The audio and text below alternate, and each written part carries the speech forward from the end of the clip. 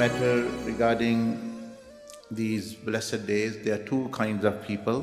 One, those who have some excess money and Allah has given them wealth. And then there are others who don't have enough wealth even to fulfill their needs and necessities. So both kinds of people are guided to what to do, solution for everyone. For the one who have wealth, they are commanded to give zakah and also further spending on the creation of Allah subhanahu wa ta'ala, and in this, especially these 10 days, spending on the needy, and especially the offering, the qurbani, the sacrifice, the best possible way which one can as well. Because not spending or keeping anything due to yourself is very, very dangerous. We can learn this from one of the hadiths of Rasulullah sallallahu alaihi wasallam, narrated by different books of hadith with Sahih Sanad, that the Prophet ﷺ had a slave, someone gifted a slave to him. After the battle of Khaybar, the Ghazwa of Khaybar, they were going back to somewhere else. And this khadim or slave of the Prophet ﷺ, he was just adjusting the seat of the camel for the Prophet ﷺ.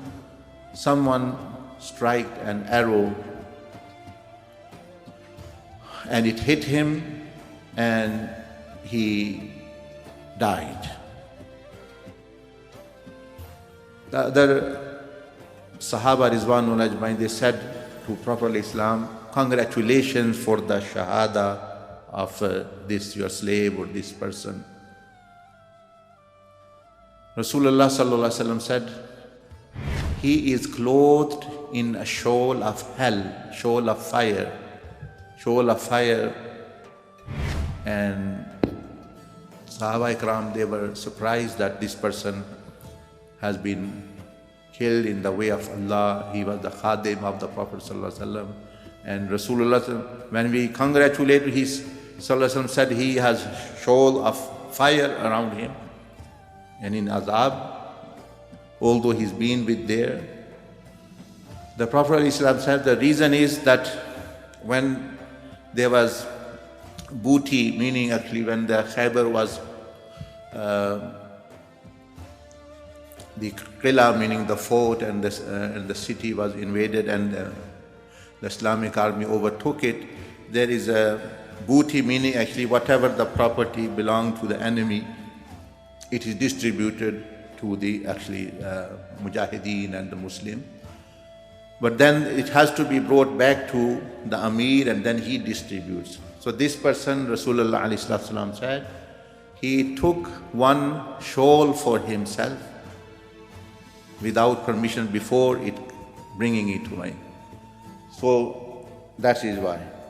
Hearing this, another person stood up, because actually it instilled fear, like you are now listening and taking finances and things and lightly, and qurbani and other things, and zakat and doing things, public fund, claiming wrong benefits and all these things, because these are public funds. Another person became fearful and he stood up and he took out from his pocket two shoelaces. And he said, Ya Rasulullah sallallahu alaihi wasallam, these shoelaces I took on that battle of Khaybar as well before. Please take it from me. Rasulullah sallallahu alaihi wasallam said, no, I'm not going to take it from you. They will be with you on the day of judgment when you will be in the court of Allah. You will be holding them. You have to answer to him now. He didn't accept his.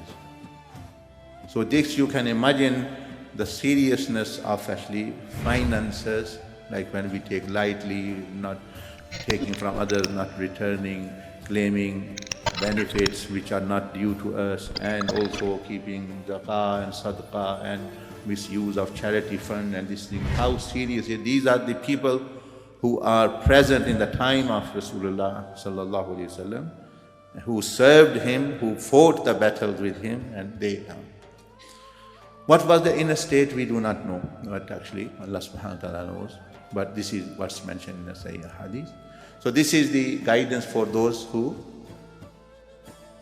have, that they become serious in actually execution, in giving whatever is due.